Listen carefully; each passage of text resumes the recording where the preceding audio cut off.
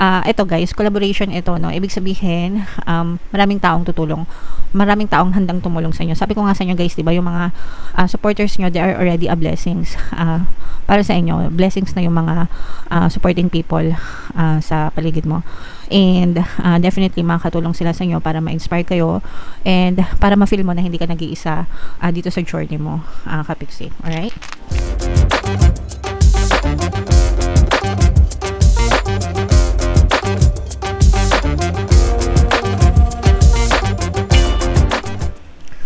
Hello guys, hello Capricorn, welcome back to Pinoy Pixie Tarot. Ang pamagatang episode natin for tonight is sa loob ng 60 days mga Kapixie. Regular series na natin siya dito sa ating channel, pero tarot days na yung gagamitin natin mga Kapixie. Matagal na natin itong hindi nagagamit. So babalik natin tong tarot days mga Kapixie. So titingnan natin yung strongest energies for Capricorn sa loob ng 60 days mga Kapixie. Pwede mag-resonate, pwedeng hindi guys. If hindi naka-resonate, just let it go na lang mga Kapixie. So unahin natin yung first days natin. Ano yung subject under discussion, ano yung strongest energies nyo guys sa loob ng 60 days, no? So meron tayong, wait lang guys, bibilangin ko, no? 6, 7, 8, 9, 10. Ayan. So, ito yung strongest energies nyo mga Kapixie. Ito yung mga problema, no? Challenges, marami kayong pagsubok na na-experience or pinagdadaanan. Yung iba sa nyo guys, you tend to overthink, no? Ibig sabihin, masyado nyong iniisip yung mga problema nyo sa buhay, at saka yung iba sa nyo, parang feeling nyo na na-knock out na rin kayo. And parang feeling nyo, parang super down ba? Ganyan. To the point na yung iba sa inyo, parang feeling nyo, nade-depress kayo or umaabot na kayo dun sa parang stage na nade-depress na kayo dahil sa mga problema nyo, mga Kapixie. So, yan yung energies, strongest energies nyo, guys, no?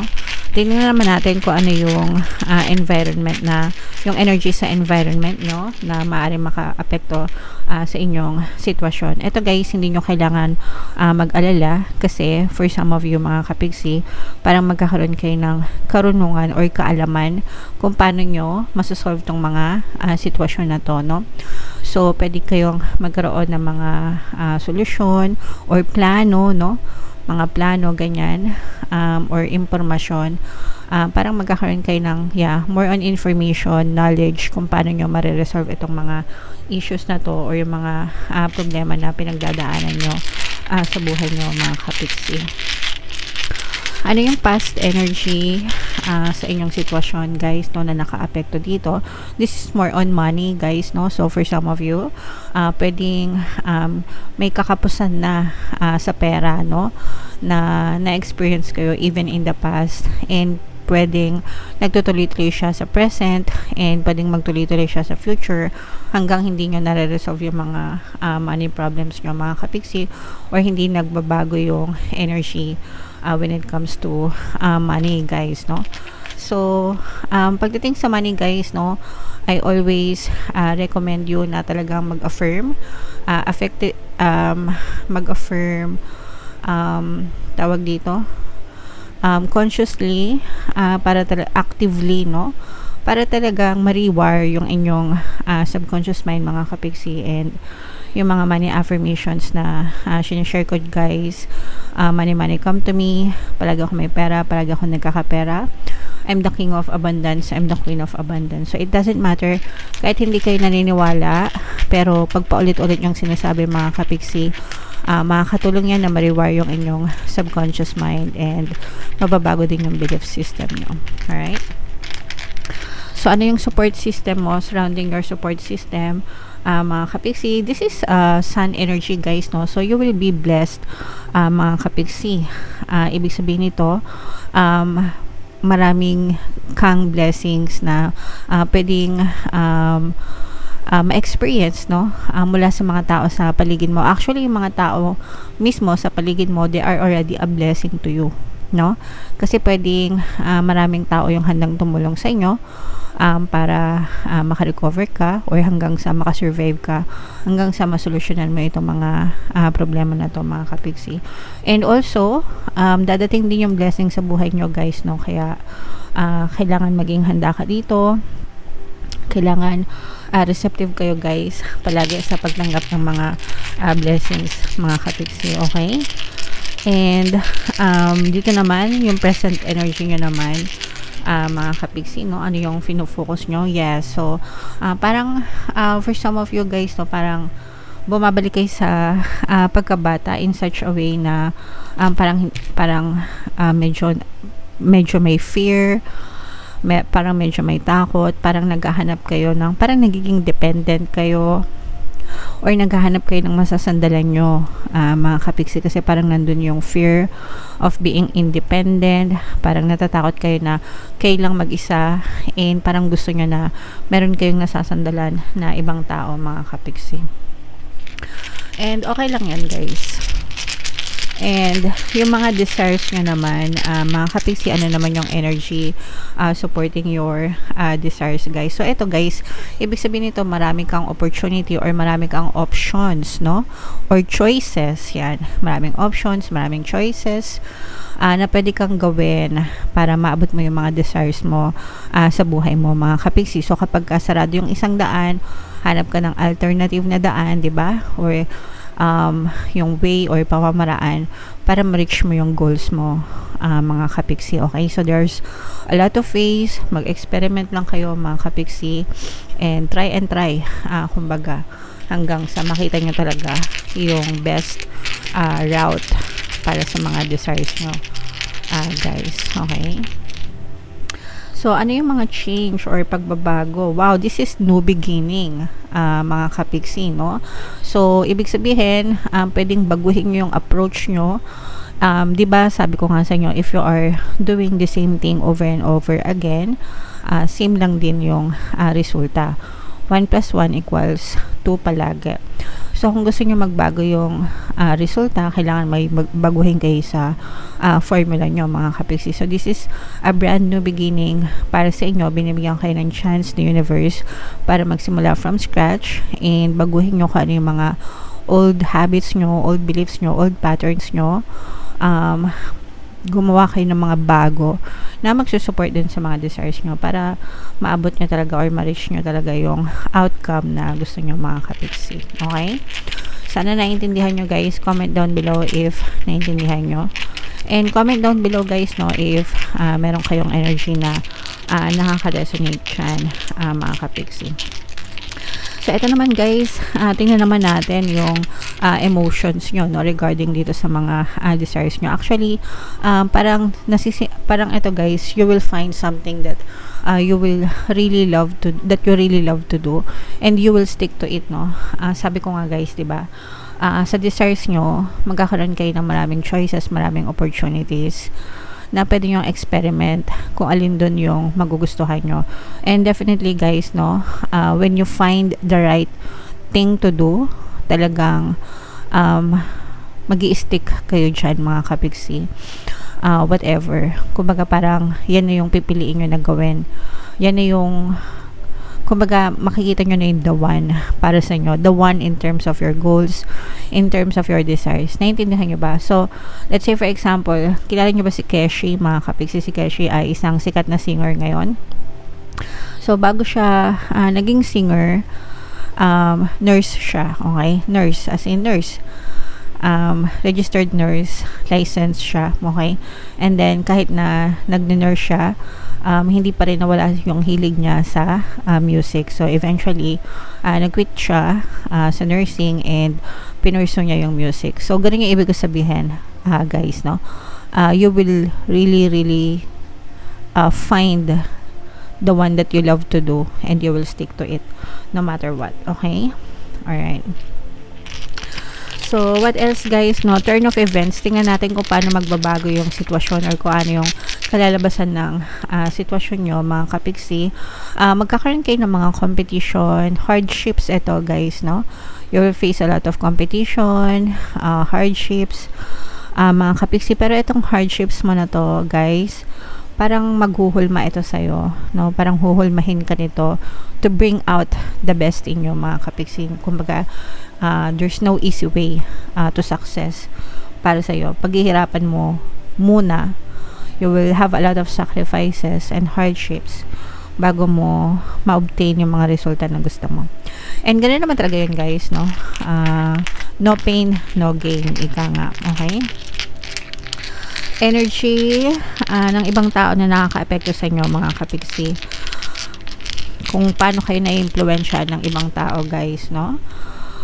Ito, guys, collaboration ito, no? Ibig sabihin, maraming taong tutulong. Maraming taong handang tumulong sa inyo. Sabi ko nga sa inyo, guys, diba, yung mga supporters nyo, they are already a blessings para sa inyo. Blessings na yung mga supporting people sa paligid mo. And definitely makakatulong sila sa inyo para ma-inspire kayo and para ma-feel mo na hindi ka nag-iisa dito sa journey mo, kapiksi. Alright? So, anong gabay natin? Energy ng inyong gabay, mga kapiksi, positive ba or negative? So, meron tayong so ito naman ay positive na energy, mga kapiksi. Actually, this is so-so, no?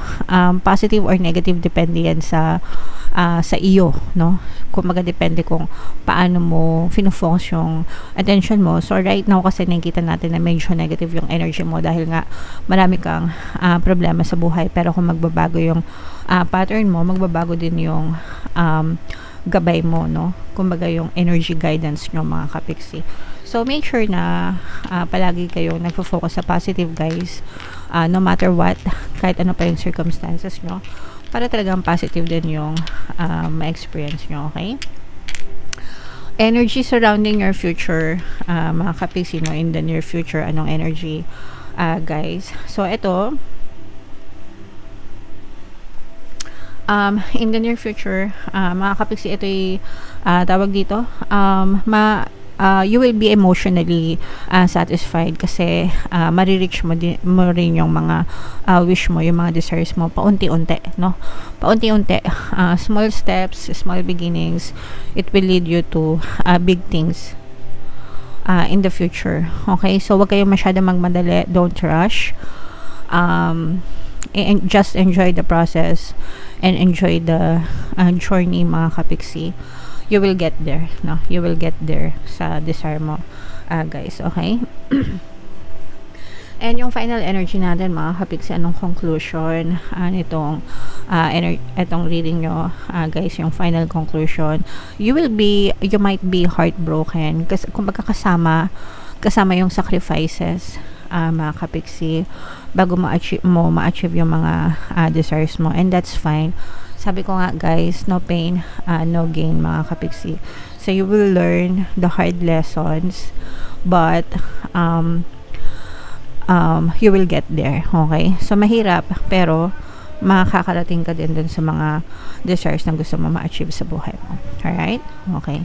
So ganun talaga, guys, hindi lahat ng bagay ay madali lang. Alright, so buno tayo ng additional na mensahe sa inyo. Comment down below, guys, if nakaresonate kayo and kung merong nakaresonate sa inyo dito, kasi hindi naman lahat ito magre-resonate sa inyo, guys. So habang sinashuffle ko to, guys, panoorin nyo muna yung video natin regarding sa ating paano mag-manifest ng abundance video course.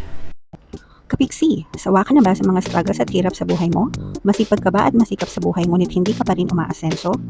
Ilang beses ka na bang nag-attempt mag-negosyo at mag-invest pero palagi ka pa rin nalulugi? Sa pagkakataon na ito ay maaaring may subconscious beliefs ka na nagiging balakid sa iyong pag-unlad at pagyaman. Introducing, paano mag-manifest ng abundance video course. Dito ay matututunan mong ma-overcome ang mga balakid mo para tuluyan ka ng umunlad, umasenso, sumagana, maging matagumpay, successful at maswerte sa iyong kabuhayan, pera, trabaho, negosyo, salapi at kaperahan ng bonggang-bongga. Dali, mag-send na ng email sa pinoypixie@gmail.com at simulan na ang iyong pagyaman ngayon.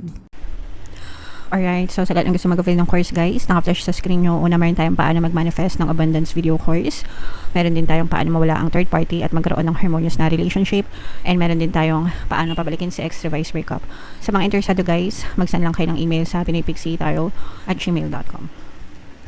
So, ito yung additional na message nyo. Mga kapiksi, by the way, sa mga naghahanap ng mga pampaswerte na lucky charms or lucky bracelet, aventurine at saka citrine na bracelet, yung mga nare-recommend ko. Mabisang pang-attract ng swerte, abundance, wealth, money, at saka success, guys. Napakagandang combo.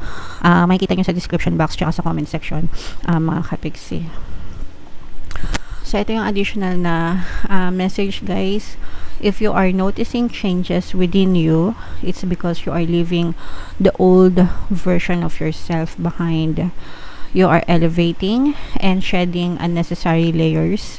Old cycles are ending and new beginnings are on the horizon. You deserve this chapter. So, alam nyo ba yung metamorphosis, mga kapiksi, ng butterfly, no? Yung transformation ng butterfly, mga kapiksi, diba? Bago sila maging paru-paro, diba? Itlog muna sila, tapos nagiging,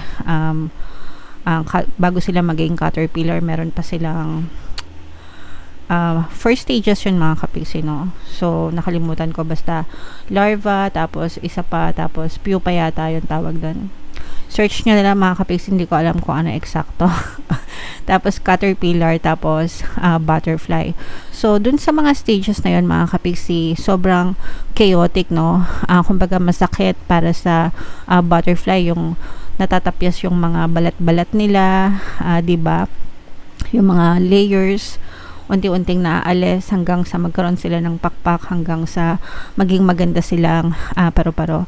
So, ganun din sa buhay, mga kapiksi, no? Para maging maganda, magkaroon ng magandang transformation, yung buhay mo, you have to release, you have to let go yung old cycle, yung old layers ng buhay mo, yung old habits mo, yung old patterns mo. Kailangan mo siyang tapyasin, parang butterfly metamorphosis stage, ganyan. So, you have to let go, you have to say bye-bye to those old version para magkaroon ka ng magandang transformation and maging magandang paru-paro ka. Or, ibig sabihin, para maging maganda din yung buhay mo. You deserve this new chapter, mga kapiksi. Okay? So, yan yung message para sa inyo, Capricorn. And, sana naka-resonate kayo. Comment down below, guys, if naka-resonate kayo. Itong mga blessings na to, guys, i-main nyo na sa comment section. Itong mga bagong sipula, maraming opportunities, itong mga katuparan ng mga dreams nyo, guys, no? Yan yung mga magagandang energy na nakita natin para sa reading nyo, guys. And for more tarot readings, ito yung playlist nyo. Ito naman yung ating success stories ng paano mag-manifest ng abundance video course. Click here to subscribe, guys. Thank you for liking, sharing, and subscribing. See you next time. I love you all. Have a nice day. Bye-bye.